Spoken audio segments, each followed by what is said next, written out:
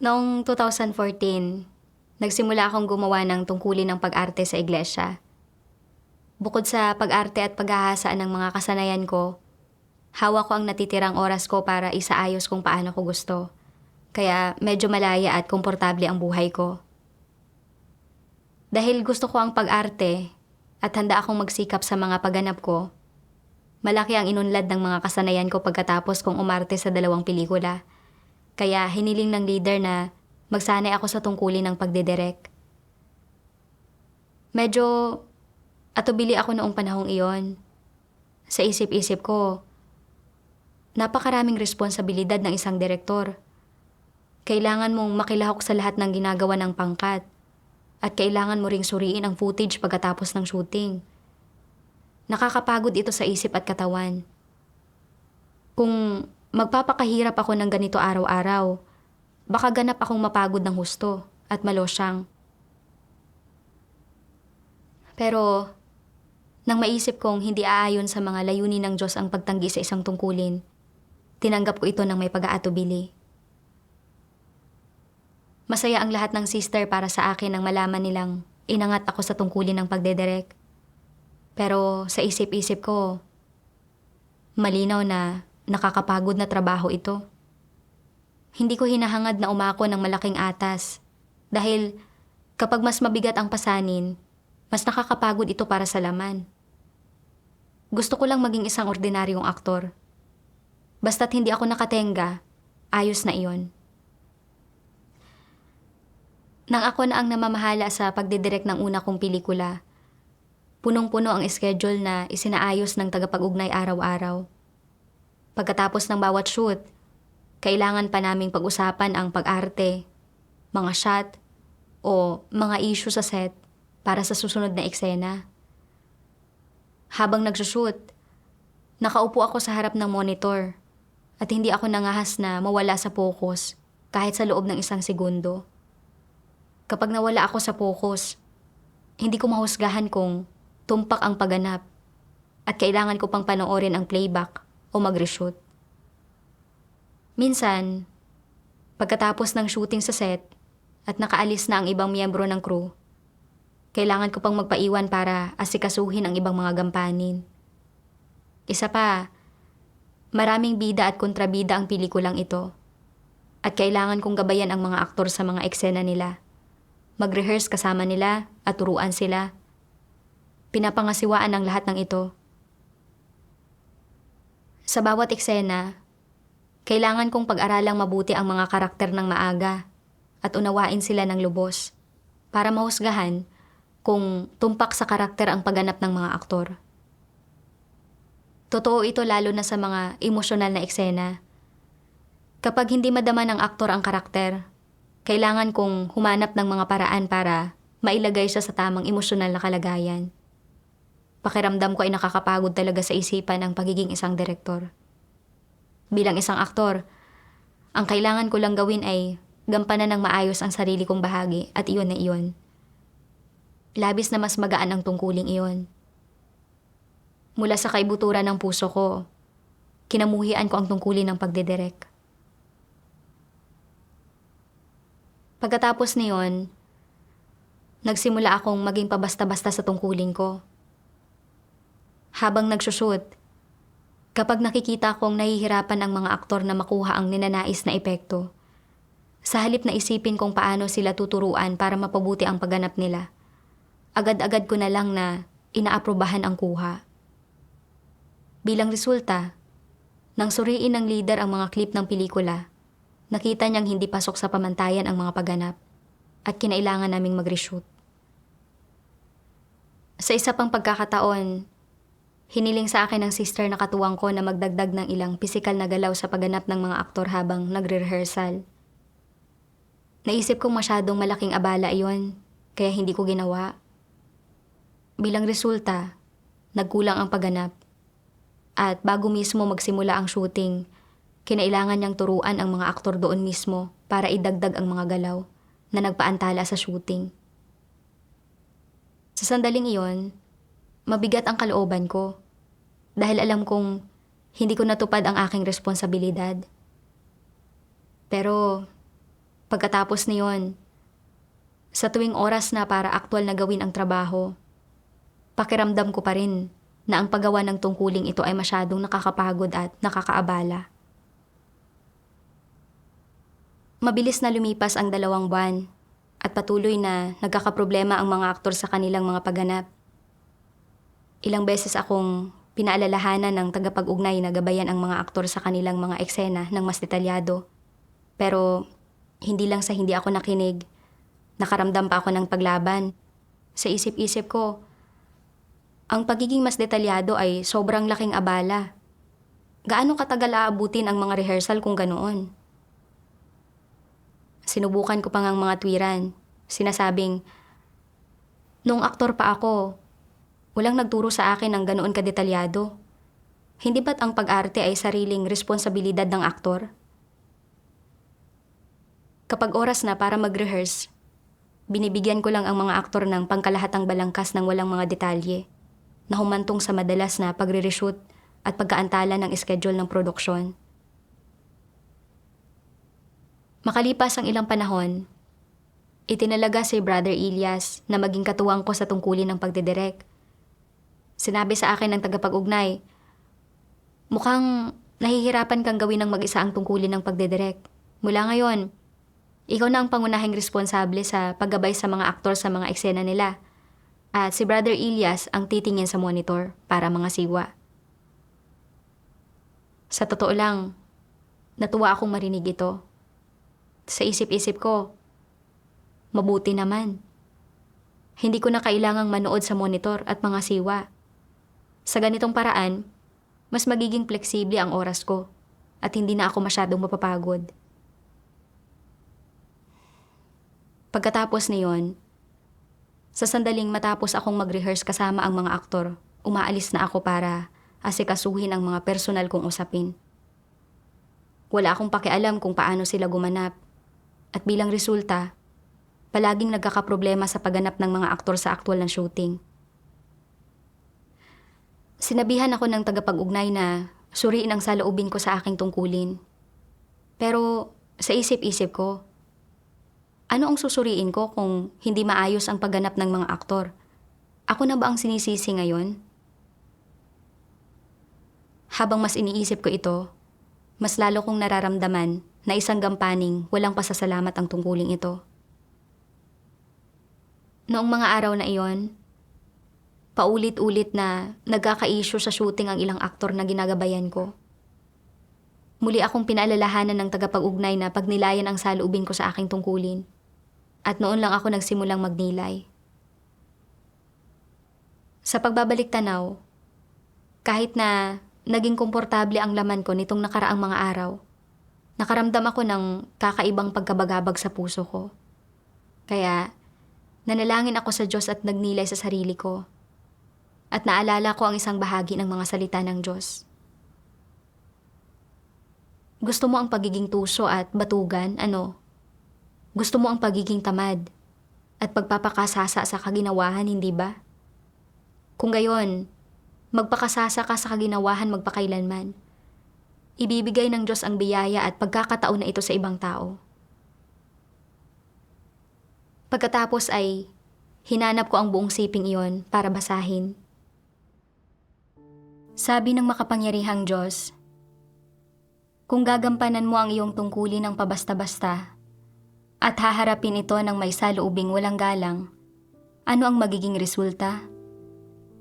Mabibigo kang gumawa ng mahusay, maging sa isang tungkulin na kaya mong gampanan ng maayos. Ang iyong paggampan ay hindi magiging pasok sa pamantayan, at ang Diyos ay lubos na hindi masisiyahan sa saloobin mo sa iyong tungkulin. Kung kaya mong magdasal sa Diyos, hanapin ang katotohanan, at ibigay ang buong puso at isip dito.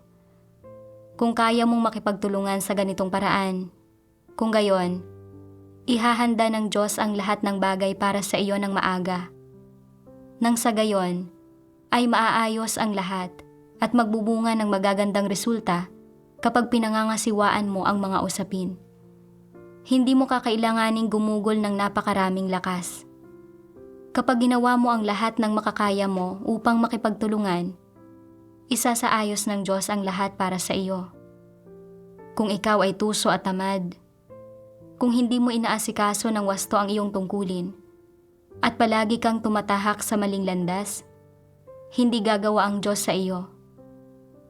Mawawala sa iyo ang pagkakataong ito at sasabihin ng Diyos, hindi ka magagamit. Tumayo ka sa tabi. Gusto mo ang pagiging tuso at batugan, ano? Gusto mo ang pagiging tamad at pagpapakasasa sa kaginhawahan, hindi ba? Kung gayon, magpakasasa ka sa kaginhawahan magpakailanman. Ibibigay ng Diyos ang biyaya at pagkakataon na ito sa ibang tao. Ano ang masasabi ninyo? Ito ba ay kawalan o pakinabang? Isang kawalan. Ito ay isang napakalaking kawalan. Pagkatapos itong basahin, naunawaan ko na napakahalaga ng saloobin ng isang tao sa kanyang tungkulin. Kung kayang gawin ng mga tao ang kanilang tungkulin ng buong puso at isipan, bibigyang liwanag at gagabayan sila ng Diyos at magkakamit sila ng magagandang resulta. Pero, kung ang saloobin nila ay mapagwalang bahala o pabasta-basta, ang tungkulin na magagawa sana ng maayos ng may kaunting pagsisikap ay magagawa ng hindi maayos. Malinaw kong nakita na hindi pasok sa pamantayan ang pagganap ng mga aktor. Pero, para hindi ako maabala, hindi ko sila matyagang tinuruan at agad-agad ko na lang na inapurbahan ang mga kuha na nagresulta sa pangangailangang mag-reshoot ng hindi pumasa ang mga pagganap. Binigyan ko lang ang mga aktor ng pangkalahatang balangkas ng walang mga detalye habang nagre-rehearsal, na humantong sa pagkakaroon ng problema ng ilan sa kanila sa kanilang mga pagganap sa set, na nagdulot ng palagiang pagre-retake at nagpaantala sa schedule. Ang lahat ng ito ay dulot ng pagiging pabaya at pabasta-basta ko sa aking tungkulin. Ilang beses na akong pinaalalahanan ng tagapag-ugnay na pagnilayan ang saloobin ko sa aking tungkulin. Pero nangatwiran lang ako at gumawa ng mga dahilan. Palagi akong pabasta-basta sa aking tungkulin, na patuloy na nagdulot ng mga problema. Kaya pinatigil ako ng tagapag-ugnay sa pagtingin sa monitor para mga siwa. Pero hindi lang sa hindi ako nagnilay sa sarili ko. Natuwa pa ako dahil mas magiging maginhawa ang laman ko. Naging manhid na talaga ako. Nilinang ako ng iglesia bilang isang aktor. Binibigyan ako ng maraming pagkakataon para magsanay. Sa kaliwanagan at gabay ng banal na espiritu, nakaipon din ako ng kaunting karanasan sa pag-arte. Ngayon, habang nililinang ako ng iglesia na maging direktor at kailangan kong gamitin sa aking tungkulin ang mga natutunan ko, lumaban ako, nagreklamo, at naging pabasta-basta dahil lang kailangan kong maglaan ng oras at lakas at kailangang magdusa ang aking laman. Wala talaga akong pagkatao. Talagang kasuklam-suklam sa Diyos. Lalo na pagkatapos basahin ang mga salitang ito ng Diyos. Gusto mo ang pagiging tuso at batugan, ano? Ibibigay ng Diyos ang biyaya at pagkakataon na ito sa ibang tao. Napagtanto ko na ang dahilan kung bakit hindi na ako pinagtingin sa monitor para mga siwa ay dahil nagpapabasta-basta ako at iresponsable sa aking tungkulin. Hindi na ako mapagkakatiwalaan. Kaya ibinigay sa iba ang pagkakataong gawin ang bahaging ito ng tungkulin. Nasa bingit na ako ng mapanganib na bangin. Kung hindi ako magsisisi, baka mawala pati ang pagkakataon kong gabayan ang mga aktor sa mga eksena nila. Kaya pagkatapos na yon, sinimulan kong seryosohin ang mga rehearsal kasama ang mga aktor. Sa tuwing nakikita kong kulang ang pagganap ng isang aktor, agad ko itong tinutukoy at matyaga silang tinuturuan. Naghahanap din ako ng ilang sangguniang video para pag-aralan kasama ang mga aktor. Sa huli, maayos na natapos ang shooting ng pelikulang iyon. Akala ko ay nagbago na ako ng kaunti. Pero hindi ko inaasahang babalik ako sa dati kong gawi habang kinukunan ang susunod na pelikula. Noong panahong iyon, Ako pa rin ang responsable sa pagtuturo sa mga aktor. Ang pangunahing aktres sa pelikulang ito ay si Sister Isabel. Kakasimula pa lang niyang magsanay sa pag-arte at marami pang kakulangan sa pagganap niya na nangangahulugang mas malaki kaysa dati ang lakas ng isip na kailangan kong ilaan at ang halagang kailangan kong bayaran. Nang magsimula kaming mag-shooting, nagagawa ko pang magtrabaho ng taimtim. Agad kong tinutukoy kung saan nagkukulang ang pagganap ng mga aktor at minsan ay ako mismo ang nagpapakita ng halimbawa para sa kanila. Pero sa paglipas ng panahon, nagsimulang maging nakakapagod sa isip ang pagtuturo sa mga aktor sa bawat eksena. Isa pa, ang brother na katuwang ko, si Brother Vincent, ay medyo aktibo sa tungkulin niya at napakamasigasig sa pagtuturo sa mga aktor. Kaya, unti-unting gumaan ang sarili kong pasanin. Huminto na rin ako sa pag-aalala sa ibang mga gampanin. Ilang beses kong napansin na hindi gaanong gamay ni Sister Isabel ang karakter niya. Nung una, binala kong maghanap ng oras sa gabi para makausap siya. Pero naisip ko kung gaano na ako kapagod pagkatapos ng mahabang araw ng pag-iensayo ng mga eksena. Kung tuturuan ko siya sa gabi, tiyak na wala na akong lakas para sa shooting kinabukasan. Kaya naisip ko na lang, wag na lang, hindi ko na lang siya tuturuan. Bilang resulta, habang nagsushooting kinabukasan, nagkaproblema sa pagganap ni Sister Isabel na nagpaantala sa pag-usad namin. Labis kong pinagsisihan ang hindi pagtupad sa aking responsibilidad. Pero pagkatapos niyon, sa tuwing may halagang kailangang bayaran, isinasaalang-alang ko pa rin ang aking laman at hindi ko maisagawa ang katotohanan. Unti-unti, mas lalo akong nahirapang turuan ang mga aktor hanggang sa punto na hindi ko na makita ang mga problema sa mga pagganap nila. Dahil sa mga issue sa pagganap, madalas kaming mag-retake. Ito, kasama ng iba pang mga dahilan, ay naging sanhi para hindi matapos ang pelikula. At sa huli, nabuwag ang pangkat na gumagawa ng pelikula. Noong gabing nabuwag kami, pabaling-baling ako sa higaan, hindi makatulog. Sa pagbabalik tanaw, mula nang hilingin sa aking gawin ang tungkulin ng pagdedirek, hindi ako kailanman tunay na nagpasako. Palagi kong inaayawan ang tungkulin dahil masyado itong nakakapagod. Matapat kong tinanong ang sarili ko, maaari kayang nananampalataya ako sa Diyos para lang magpakasasa sa mga kaginawahan ng laman? Hindi ba ito paghihimagsik laban sa Diyos? Sa isang pagtitipon, pinungusan ako ng leader. Sinasabing, nilinang ka ng sambahayan ng Diyos para maging direktor. Pero hindi ko inakalang magiging ganito ka ka-irresponsable. Talagang hindi ka mapagkakatiwalaan. Noong panahong iyon, palaging hungkag ang pakiramdam ng puso ko. Sa sandaling maisip ko na wala nang pagkakataong bumawi, kusa na lang dadaloy ang mga luha ng pasakit sa mukha ko.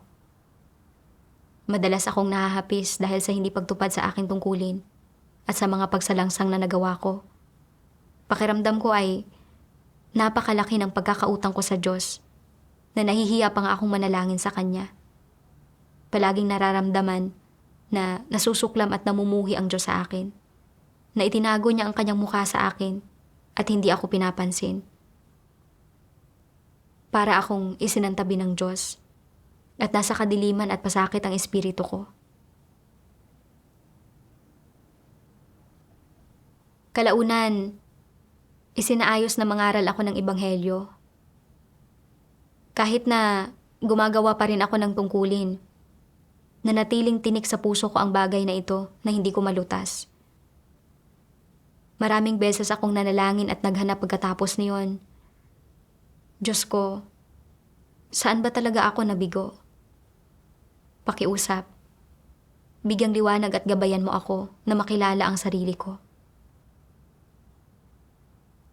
Isang araw, nang babasa ko ang mga salita ng Diyos na naglalantad at naglalarawan sa mga tamad na tao, naramdaman kong tinamaan talaga ang puso ko. Sabi ng makapangyarihang Diyos, ang mga taong tamad ay walang anumang nagagawa. Para ibuod ito sa dalawang salita, sila ay walang silbi. Para silang may kapansanan. Gaano man kahusay ang kakayahan ng mga taong tamad, paimbabaw lamang iyon. Kahit na may mahusay silang kakayahan, wala itong silbi. Masyado silang tamad.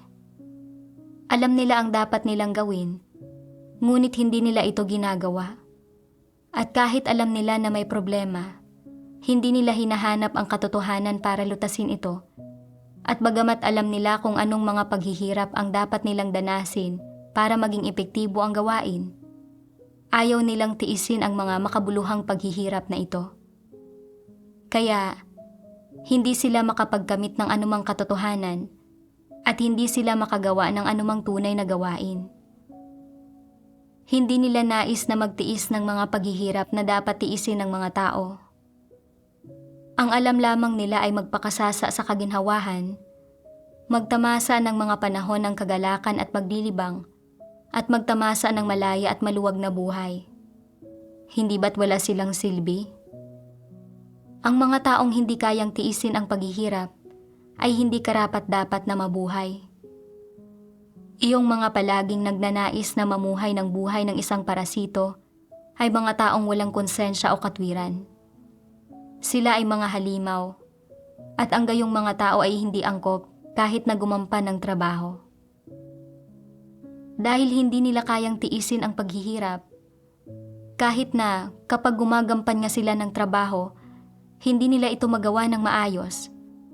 At kung nais nilang makamit ang katotohanan, mas lalong wala silang pag-asang makamit iyon. Ang isang taong hindi kayang magdusa at hindi nagmamahal sa katotohanan ay isang walang silbing tao. Ni hindi siya kalipikadong gumampan ng trabaho. Isa siyang halimaw na wala ni katiting na pagkatao. Dapat itiwalag ang gayong mga tao. Ito lang ang naaayon sa mga layunin ng Diyos. Habang pinagninilayan ang mga ito, isa-isang pumasok sa isip ko ang mga pangyayari noong ginagawa ko ang tungkulin ng pagdedirek. Isinaayos ng sambahayan ng Diyos na maging direktor ako para gabayan ang mga aktor sa pagganap nila. Malinaw kong nakita na may mga kakulangan sa pagganap ng pangunahing aktres. Pero para hindi ako masyadong mapagod, hindi ko siya tinuruan. Nabibigong gampanan kahit ang pinakapangunahin kong responsibilidad. Nang makita kong napaka-aktibo ni Brother Vincent, sinamantala ko ang sitwasyon at pinabayaan ko ang trabaho ko. Sa papel, isa rin akong direktor. Pero sa realidad, si Brother Vincent lang ang nagdedirek. Nagdulot ito ng hindi maayos na paggawa sa maraming aspekto ng trabaho. At sa huli, hindi natapos ang pelikula at nabuwag ang buong pangkat. Nasayang lang ang halagang binayaran ng mga kapatid sa loob ng ilang buwan at ang lahat ng ginastos ng sambahayan ng Diyos. Hawak ko ang titulo ng pagiging direktor, pero wala akong ginawang tunay na trabaho at nabigo akong gampanan ang nararapat kong katungkulan. Hindi ba't isa lang akong palamuti na lubos na walang silbi? Tamad ako at walang pakialam at palaging pabasta-basta sa tungkulin ko. Maraming beses nang nagbalitaw ang Diyos ng mga tao, pangyayari, at bagay para paalalahanan ako. Pero hindi ako kailanman tunay na nagsisi. Sa huli, nawala sa akin ang gawain ng banal na espiritu. Hindi ko matukoy ang mga problema sa tungkulin ko at naramdaman ng espiritu ko ang matinding kadiliman at pasakit. Palagi akong namumuhay ayon sa mga satanikong ideya na gaya ng ang bawat tao para sa kanyang sarili at bahala na ang iba at maiksi ang buhay, kaya magpakasaya habang kaya. Naniwala ako na sa ilang dekada ng buhay ng isang tao, Hindi niya dapat masyadong pagurin ang sarili niya. Sapat nang mamuhay ng malaya at komportable araw-araw. Sa ilalim ng kontrol ng ganitong uri ng pag-iisip, naging tamad ako at huminto sa paghahangad ng pag-usad. Naalala ko noong nasa eskwelahan pa ako.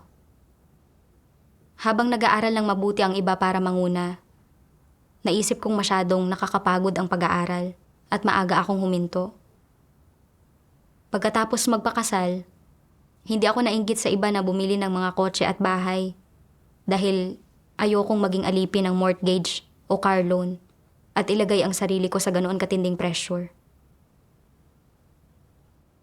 Pagkatapos manampalataya sa Diyos at gawin ang tungkulin ko sa sambahayan ng Diyos, ayaw kong umako ng mahalagang gawain. Kontento na ako sa paggawa lang ng tungkulin. Iniisip na sapat ng makaraos lang at makadiskarte ng kalalabasan na hindi mamatay kapag natapos na ang gawain ng Diyos. Nilinang ako ng iglesia para maging direktor. Umaasang magagamit ko ang mga kasanayan ko para tuparin ang aking tungkulin. Pero naramdaman kong masyadong nakakapagod ang tungkulin at nilabanan ko ito mula sa kaibuturan ng puso ko. Kahit na tinanggap ko ito, palagi akong nagpapabasta-basta at pabaya. Naisip ko ang isang linya mula sa Biblia, sapagkat kung sasadyain pa nating magpatuloy sa paggawa ng kasalanan pagkatapos nating malaman ang katotohanan, wala nang handog na maiaalay pa para mapatawad ang mga kasalanan natin. Alam ko na ang pagiging pabaya at pabasta-basta sa tungkulin ko ay hindi naaayon sa mga layunin ng Diyos. Pero ginawa ko pa rin ito alang-alang sa kaginawahan ng laman na nagpaantala sa gawain sa pelikula. Hindi ba't ito ay paglaban sa Diyos? Namumuhay ayon sa mga satanikong pananaw, nagpasasa ako sa kaginawahan at naging iresponsable sa tungkulin ko. Nagiiwan ng sunod-sunod na pagsalangsang.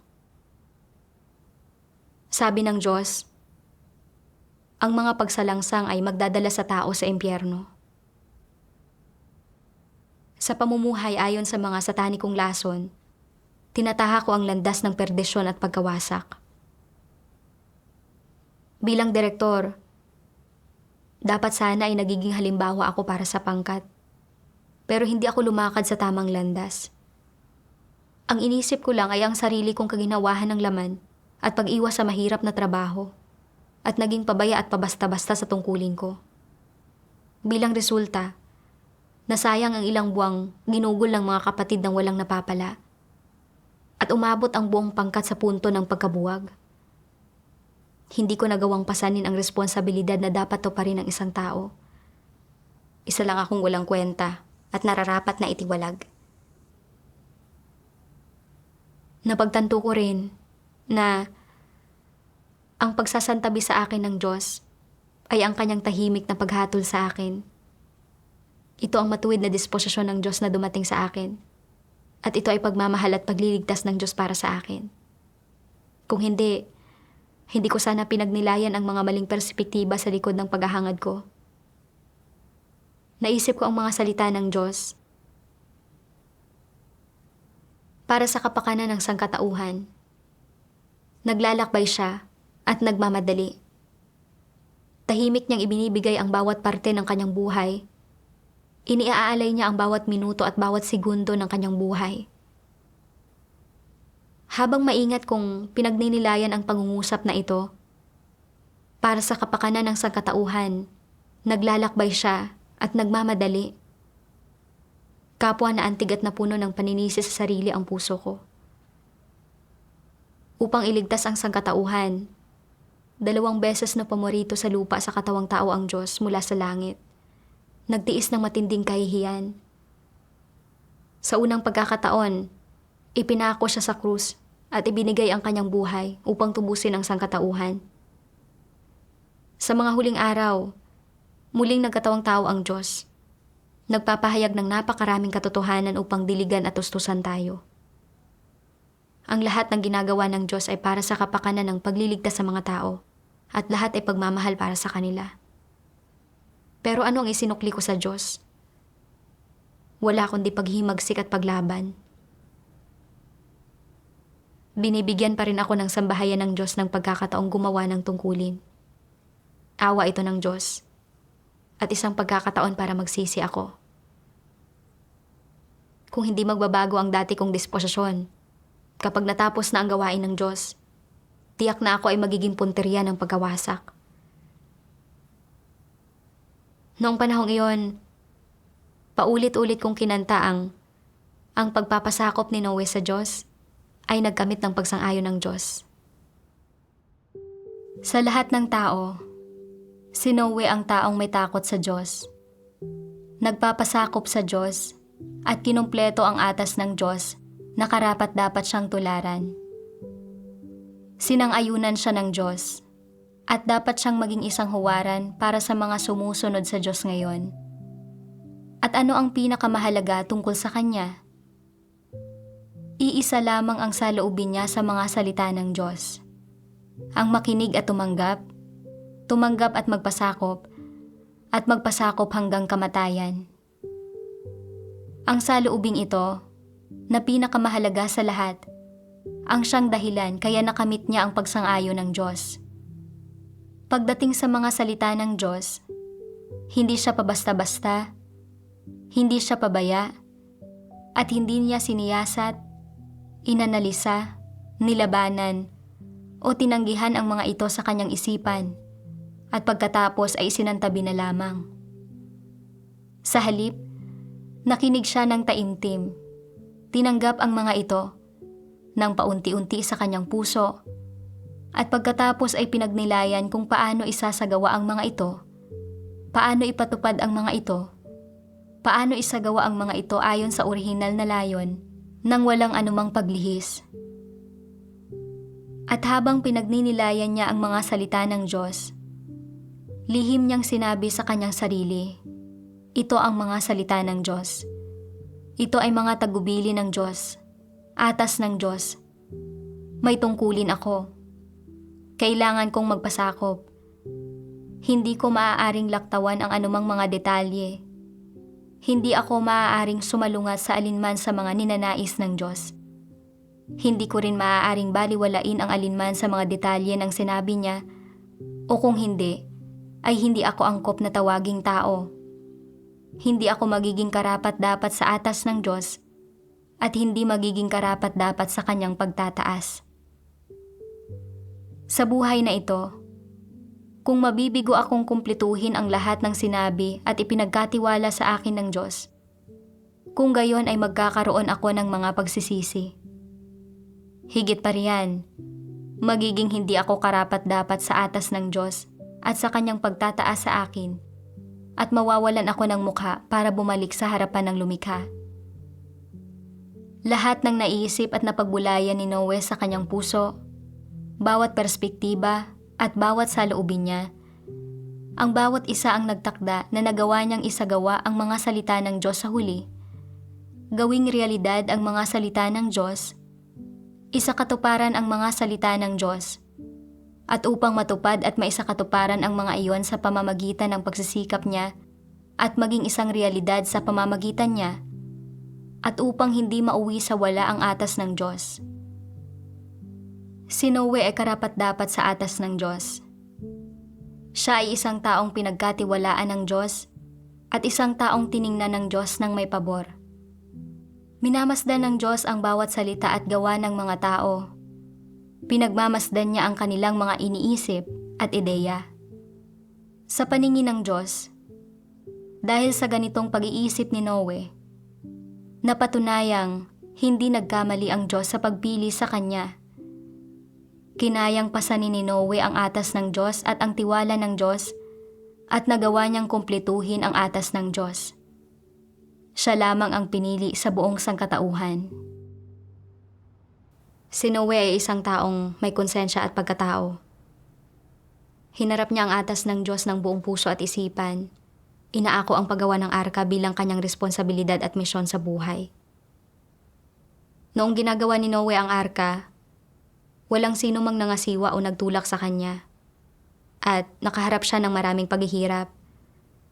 Pero sa tuwing naiisip niya na ito ay atas at pagtataas ng Diyos, nagkakaroon siya ng motibasyon. Tinrato ni Noe ang Diyos bilang ang lumikha. Nagpasakop sa Diyos at nagkaroon ng sinserong puso para sa Diyos. Pagkatapos ay pinagbulayan ko kung ano ang sinasabi ng Diyos. Isa katuparan ang mga salita ng Diyos. At upang matupad at maisa katuparan ang mga iyon sa pamamagitan ng pagsisikap niya at maging isang realidad sa pamamagitan niya at upang hindi mauwi sa wala ang atas ng Diyos. Ang tinutukoy ng Diyos ay ang aktwal na pagsasabuhay ni Noe. Hindi alam ni Noe ang mga teknik sa paggawa ng arka at ang teknolohiya noon ay hindi kasing unlad ng teknolohiya ngayon. Bukod pa rito, kinailangan niyang siya mismo ang maghanap ng lahat ng materyales. Binubuo ang arka ng paunti-unti gamit ang sarili niyang lakas paggawa. Kinailangan ding tipunin ni Noe ang lahat ng uri ng nilikhang may buhay. Maghanda ng sari-saring pagkain para sa iba't ibang hayop at maingat na alagaan at palakihin ang mga ito.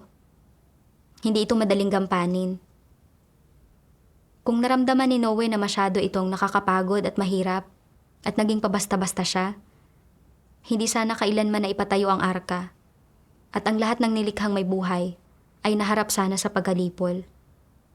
Pero sa harap ng napakaraming paghihirap, hindi umatras si Noe kahit kaunti. Sa halip, mahigpit niyang sinunod ang mga hinihingi ng Diyos ng walang anumang kompromiso at nagtiyaga sa loob ng 120 taon upang tapusin ang atas ng Diyos. Nakita ko na sincero ang puso ni Noe. Naging mapagsaalang-alang siya sa mga layunin ng Diyos at nagpakita ng katapatan at pagpapasakop sa Diyos. Sa pag-iisip nito, lubos akong naantig at talagang hinangaan ko si Noe. Sa pagtingin sa aking sarili bilang paghahambing, kahit na nakarinig na ako ng napakaraming salita ng Diyos, wala akong ipinakitang kahit katiting na pagpapasakop o katapatan sa Kanya. Ang tungkuling ginampanan ko ay higit na masimple kaysa sa paggawa ni Noe ng arka. Pero ayaw kong maglaan ng kaunting dagdag na pag-iisip at naging pabasta-basta rin ako. Nakita ko na talagang wala akong pagkatao. Hindi karapat-dapat na tawaging tao. Nasabik si Noe na isa katuparan kung ano ang apurahan para sa Diyos at isinaalang-alang kung ano ang isinasaalang-alang ng Diyos. Tinitiyak na ang mga layunin ng Diyos ay hindi mawawala ng saysay sa Kanya. Gaano man kapagod o nanghihina ang kanyang laman, ang saloobin niya sa atas ng Diyos ay makinig, tumanggap, at magpasakop. Hanggat nabubuhay siya, patuloy niyang ginawa ang arka, na natiling mapagpasakop hanggang kamatayan. Ang mahalagang saloobing ito ni Noe ay naghatid ng kaaliwan sa puso ng Diyos. Ang mga tao lang na tulad ni Noe ang tunay na nagtataglay ng pagkatao. Naisip ko kung paanong ipinagagawa sa atin ng sambahayan ng Diyos ang pangangaral ng Ebanghelyo at pagpapatotoo sa Diyos sa pamamagitan ng paggawa ng mga pelikula. Bagamat iba ang anyo sa paggawa ng arka, pareho lang ang layunin ng Diyos na iligtas ang sangkatauhan. Ang isang pelikula na mahusay ang pagkakagawa ay hindi lang nakalulutas sa mga kuro-kuro ng mga tao, kundi gumagabay rin sa mga nananabik sa pagbabalik ng Panginoon na hanapin at siyasatin ang tunay na daan. Napakahalaga ng paggawa ng magagandang pelikula dahil nauugnay ito sa layunin ng Diyos na iligtas ang mga tao. Hindi na ako pwedeng maging tamad at ituring na masyadong malaking abala ang pag-iisip para dito. Kailangan kong tularan si Noe. Matutong isaalang-alang ang mga layunin ng Diyos at tuparin ang aking tungkulin. Noong Mayo 2024, isinaayos ng iglesia na gumawa ako ng part-time na tungkulin sa pagsusuri ng mga video ng patotoong batay sa karanasan. Napagtanto kong ito ay pagbibigay sa akin ng Diyos ng pagkakataong magsisi. At pinahalagahan ko ito ng lubos. Maingat na sinusuri ang bawat video. Kapag nasasabay ang tungkulin ko sa pang-araw-araw na schedule ko, naghihimagsik ako laban sa aking laman at inuuna ang aking tungkulin. Sa pagsasagawa ng ganito, hindi na ako nakaramdam ng pagod. Noong Oktubre, isinaayos ng leader na pumunta ulit ako sa pangkat ng mga gumagawa ng pelikula para turuan ang mga aktor. Nang marinig ko ang balitang ito, masayang-masaya ako. Para hindi maantala ang mga rehearsal, gumigising ako ng maaga at nagpupuyat sa gabi o ginagamit ko ang oras ng tanghalian para suriin ang mga video. Kapag nagre-rehearsal kasama ang mga aktor, ginagawa ko ang lahat para turuan sila at madalas akong makipag-ensayo sa kanila. Sa paggawa nito, naging tunay na payapa at panatag ang puso ko. Minsan, kinakausap ko ang isang sister tungkol sa dati kong karanasan ng kabiguan at ginabayan niya akong pagnilayan at unawain ang perspektiba sa likod ng aking paghahangad. Naisip ko ang isang sipi ng mga salita ng Diyos.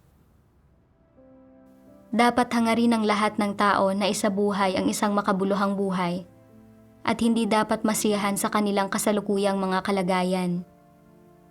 Dapat nilang maisabuhay ang wangis ni Pedro at dapat nilang taglayin ang kaalaman at mga karanasan ni Pedro. Dapat nilang hangarin ang mga bagay na mas matatayog at mas malalalim. Dapat nilang hangarin ang isang mas malalim, mas dalisay na pagmamahal sa Diyos at isang buhay na may halaga at kahulugan. Ito lamang ang buhay. Sa ganito lamang sila magiging katulad kay Pedro. Dapat kang tumuon sa kusang pagpasok sa positibong panig at hindi ka dapat maging pasibo at hayaan ang iyong sarili na umurong dahil kontento ka sa pansamantalang ginhawa. Habang kasabay nito ay binabaliwala ang mas malalim, mas detalyado at mas praktikal na mga katotohanan. Dapat kang magtaglay ng praktikal na pagmamahal at dapat kang humanap ng lahat ng posibleng paraan upang mapalaya ang iyong sarili mula sa dekadente at walang pakialam na pamumuhay na walang pinagkaiba sa paraan ng pamumuhay ng isang hayop. Dapat mong isabuhay ang isang buhay na may kabuluhan at halaga at hindi mo dapat linlangin ang iyong sarili o ituring ang iyong buhay na parang isang laruan na dapat paglaruan. Para sa lahat ng may determinasyon at nagmamahal sa Diyos, walang katotohanang hindi maaabot at walang katarungan na hindi nila mapaninindigan. Paano mo dapat ipamuhay ang iyong buhay? Paano mo ba dapat ibigin ang Diyos at gamitin ang pag-ibig na ito para matugunan ang kanyang mga layunin? Wala nang mas mahalagang bagay sa iyong buhay. Higit sa lahat, ikaw ay dapat magkaroon ng ganitong uri ng determinasyon at pagtitiyaga at hindi dapat maging mahina na walang gulugod. Dapat mong matutunan kung paano maranasan ang isang makahulugang buhay at maranasan ang makahulugang mga katotohanan at hindi dapat ituring ang iyong sarili ng pabasta-basta sa ganitong paraan. Ang iyong buhay ay lilipas ng hindi mo namamalayan. Pagkatapos niyon, magkakaroon ka pa rin ba ng ganitong uri ng oportunidad na mahalin ang Diyos? Maaari bang mahalin ng tao ang Diyos pagkatapos niyang bawian ang buhay? Dapat kang magkaroon ng determinasyon at ng konsensya na katulad ng kay Pedro.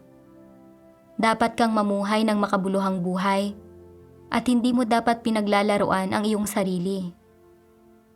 Bilang isang tao at bilang isang tao na naghahangad sa Diyos, dapat mong isaalang-alang at harapin ang buhay mo ng maingat. Isinasaalang-alang kung paano mo dapat ialay ang iyong sarili sa Diyos, kung paano ka magkakaroon ng isang mas makabuluhang pananalig sa Diyos, at dahil sa iniibig mo ang Diyos, paano mo siya dapat ibigin sa paraang mas dalisay, mas maganda, at mas mabuti. Nabasa ko na ang siping ito noon, pero hindi ko kailanman isinaalang-alang kung tama ba ang pananaw ko sa buhay at ang mga pinahahalagahan ko. Pagkatapos itong basahin, naunawaan ko na dapat hangarin ng isang tao na mamuhay ng buhay na may halaga at kabuluhan. Pagkatapos magsimulang sumunod ni Pedro sa Panginoong Hesus, naglakbay siya kung saan-saan para ipangaral ang daan ng Panginoon. Hindi siya naghangad ng komportableng buhay, kundi hinangad lang na mahalin at bigyang kasiyahan ang Diyos at tuparin ang tungkulin ng isang nilikha. Sa huli, ipinako siya sa krus ng pabaligtad para sa Diyos. Natatamo ang sukdulang pagmamahal sa Diyos at pagpapasakop hanggang kamatayan. Nakamit niya ang pagsang-ayon ng Diyos at naging may halaga at makabuluhan ang buhay niya. Pero, ang hinangad ko ay isang buhay ng kaginhawahan na laging gustong mabawasan ang alalahanin. Ang pamumuhay ng ganoon ay walang kabuluhan. Pagsasayang lang ito ng panahon. Naisip ko kung paanong ang paggawa ng tungkulin ng pagdedirek ay nangangahulugan ng kaunting bawas sa pahinga at paglalaan ng kaunti pang pag-iisip kaysa sa iba. At medyo mas nakakapagod para sa aking laman. Gayunpaman, nangangahulugan ito na magagawa ko ang bahagi ko sa gawain ng Ebanghelyo. Napakahalagang bagay niyon. Kung nagawa ko lang sana ito ng maayos, magiging payapa at panatag ang puso ko sa tuwing naiisip ko ito. Pero ngayon, sa tuwing naaalala ko ang karanasang iyon ng kabiguan, napupuno ng pagsisisi at pasakit ang puso ko. Sana, kaya kong ibalik ang panahon para mabayaran ko ang pagkakautang ko.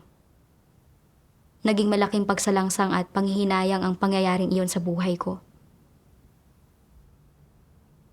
Kinailangan kong hangarin ang pagwawaksi sa aking tiwaling disposisyon at pagtupad ng maayos sa aking tungkulin. Ito ang tamang layo na dapat hangarin. Naisip ko ang mga salita ng Diyos. Ang mga baboy ay hindi naghahangad ng buhay ng tao. Hindi nila hinahangad na maging malinis at hindi nila nauunawaan kung ano ang buhay. Bawat araw, pagkatapos nilang kumain ng busog, natutulog na sila. Naipagkaloob ko na sa iyo ang tunay na daan. Gayunman ay hindi mo ito nakamtan. Wala kang anuman. Handa ka bang magpatuloy sa ganitong buhay? Ang buhay ng isang baboy? Kung nabubuhay lang ang isang tao para magpasasa sa kaginawahan ng laman at walang layong hinahangad, kung gayon ay wala siyang pinagkaiba sa isang hayop. Hindi pwedeng patuloy akong malugmok sa pagkabulok ng ganito. Kinailangan kong ituon ang isip at lakas ko sa paghahangad sa katotohanan at pagtupad ng maayos sa tungkulin ko. Iyon lang ang paraan para mamuhay bilang isang tunay na tao.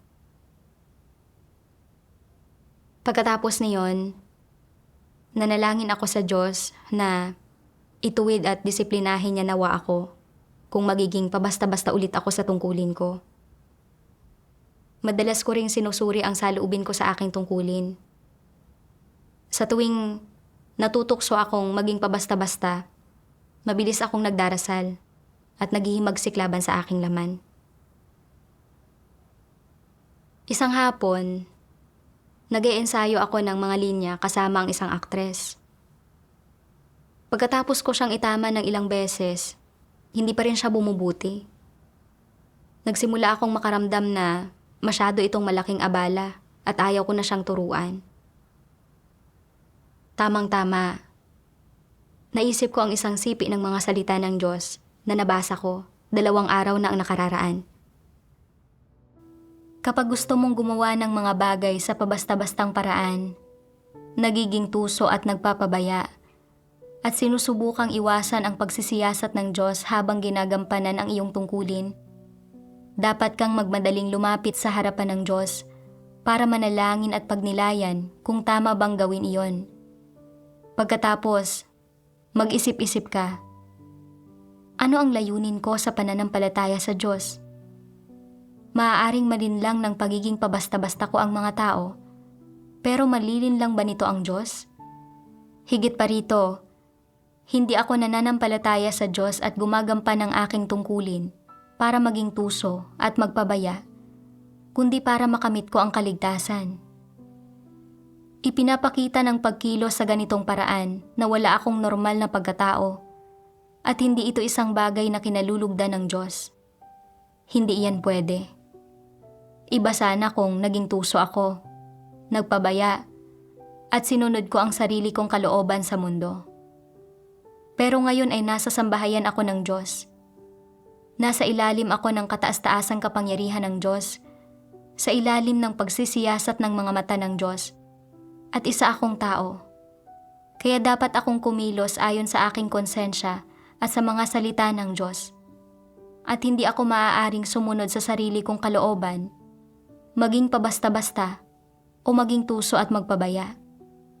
Kaya, paano ako dapat kumilos para hindi maging tuso at magpabaya, para hindi maging pabasta-basta? Dapat akong magsumikap.